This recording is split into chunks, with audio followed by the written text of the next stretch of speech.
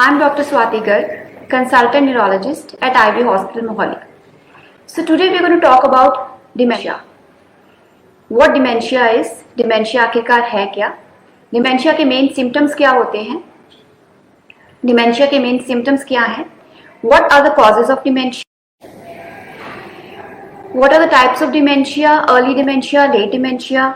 What are the treatments for dementia? Pharmacological, non-pharmacological, and what are the goals? इसके बारे में आज हम डिस्कस करेंगे. तो सबसे पहले बात करते हैं व्हाट इज डिमेंशिया.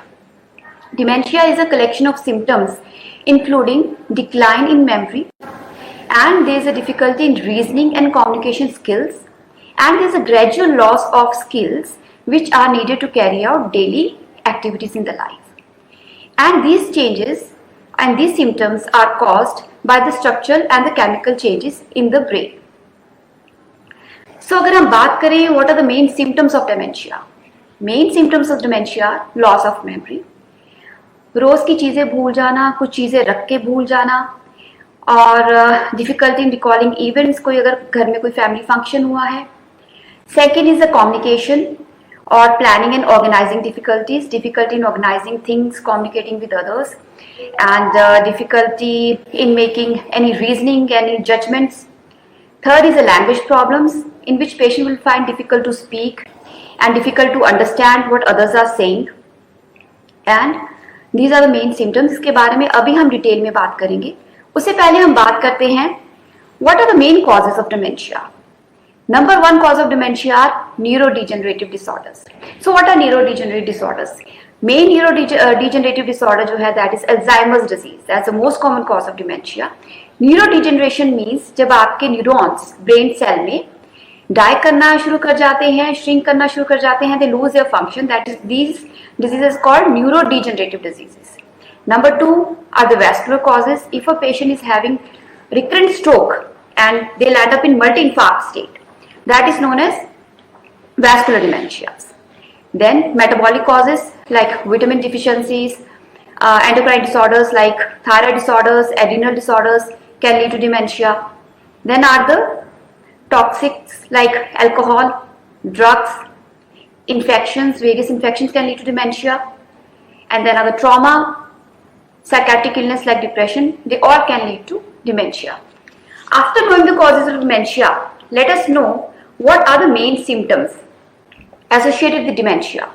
डिमेंशिया के सिम्टम्स को हम डिवाइड कर सकते हैं मेमोरी में, उसको हम डिवाइड कर सकते हैं विजुअल स्पेशल फंक्शनिंग में, लैंग्वेज प्रॉब्लम्स में, कॉग्निटिव प्रॉब्लम्स में, एंड एग्जीक्यूटिव फंक्शंस में. सबसे पहले हम बात करते हैं मेमोरी. मेमोरी को रिलेटेड क्या क्या सिम्टम्स हो सकते हैं डिमेंशिया में.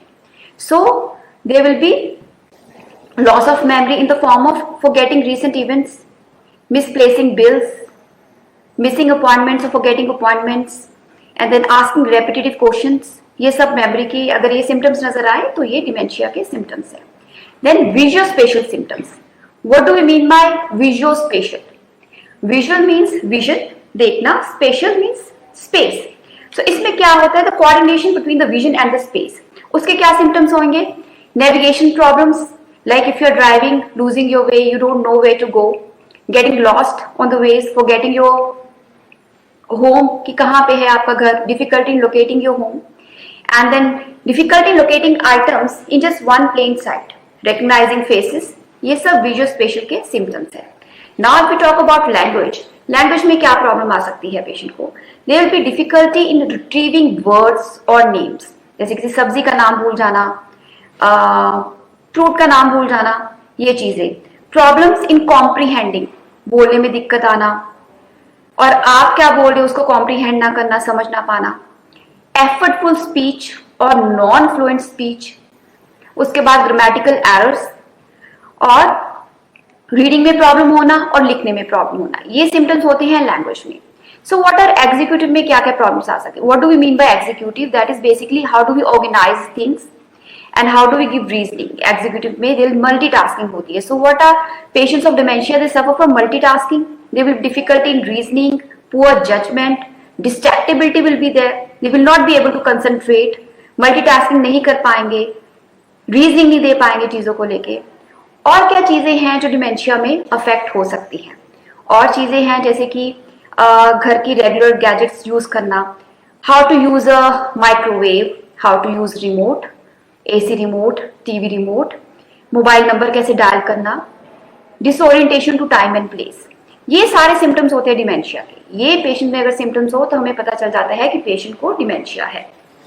अगर हम बात करें डिमेंशिया के एग्जाम्पल्स की, जैसे कि क्या क्या हमें डिमेंशिया, एक अर्ली स्टेज डिमेंशिया होता है, एक लेट स्टेज डिमेंशिया होता है, तो कैसे पता चलेगा कि अर्ली स्टेज के सिम्टम्स हैं and we should visit a neurologist और we should get our patient screened, या ये लेट ऑनसेट डिमेंशिया के सिम्टम्स है। तो अर्ली में क्या होगा, patient will forget daily routine activities भूल जाना, मिसप्लेसिंग बिल्स, चीजें रख के भूल जाना, मिसिंग द पर्सनल आइटम्स।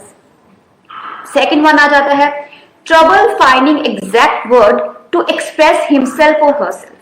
जैसे खाना खाना है and they need a fork, so they just say मुझे उससे खाना खाना है, दे वोंट से फॉर्क चाहिए मुझे या मुझे स्पून चाहिए। Then lack of initiation in the activities और thoughts. What does that mean?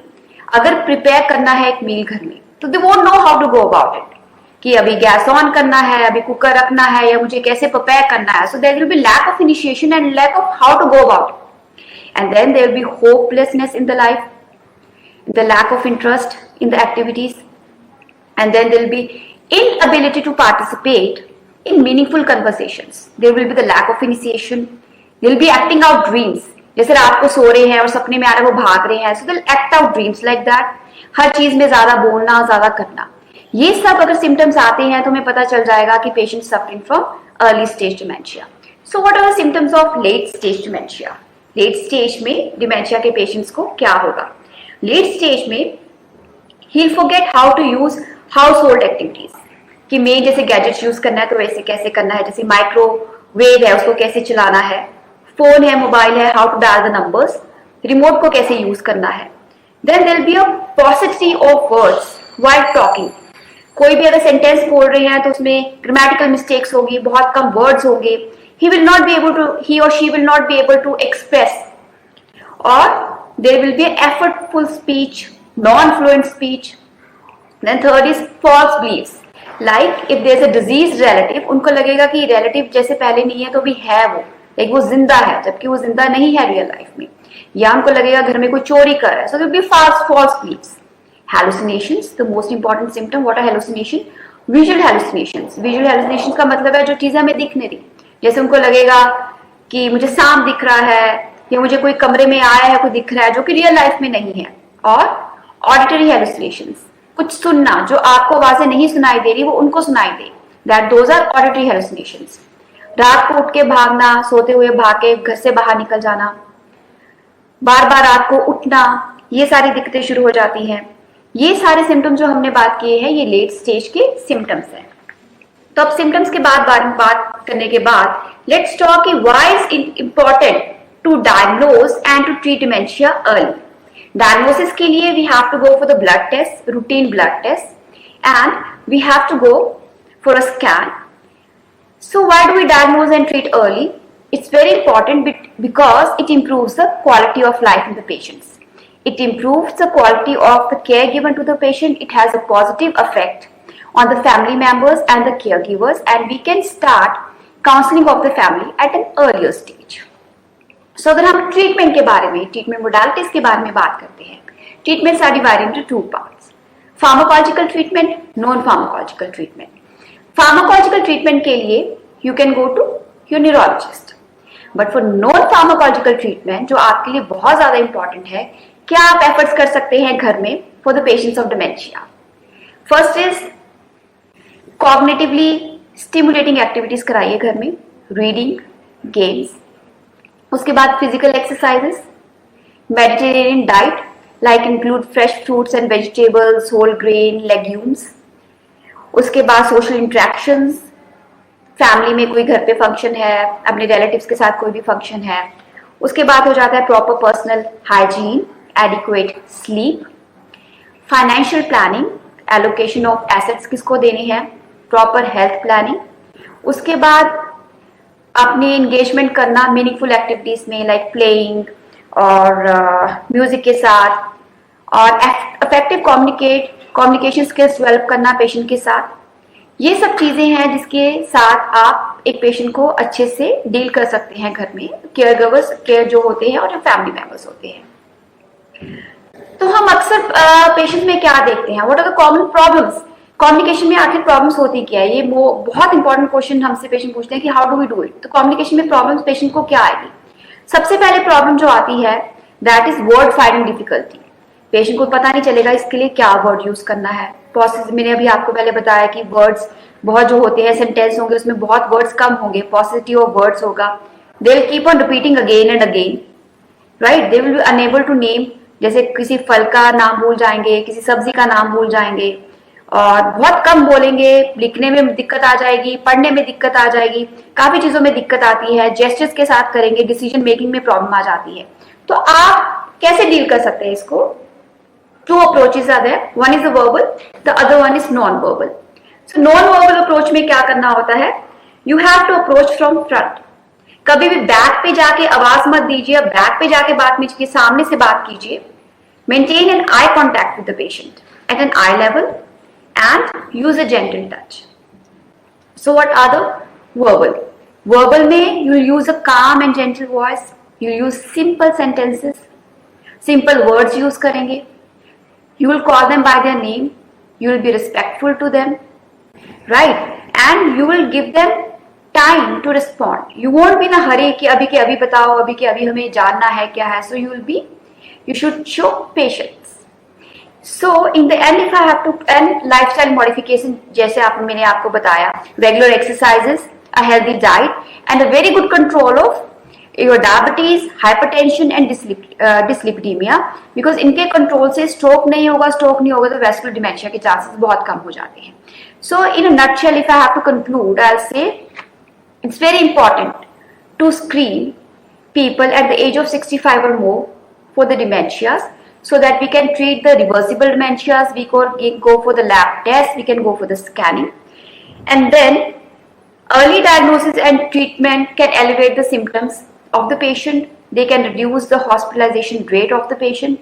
We can start counseling at an earlier stage. This will provide benefit to both the family and to the family members.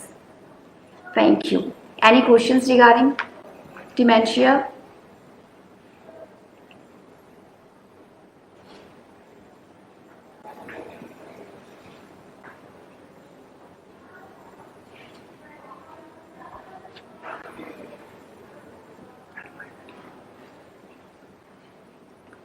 Questions? Right.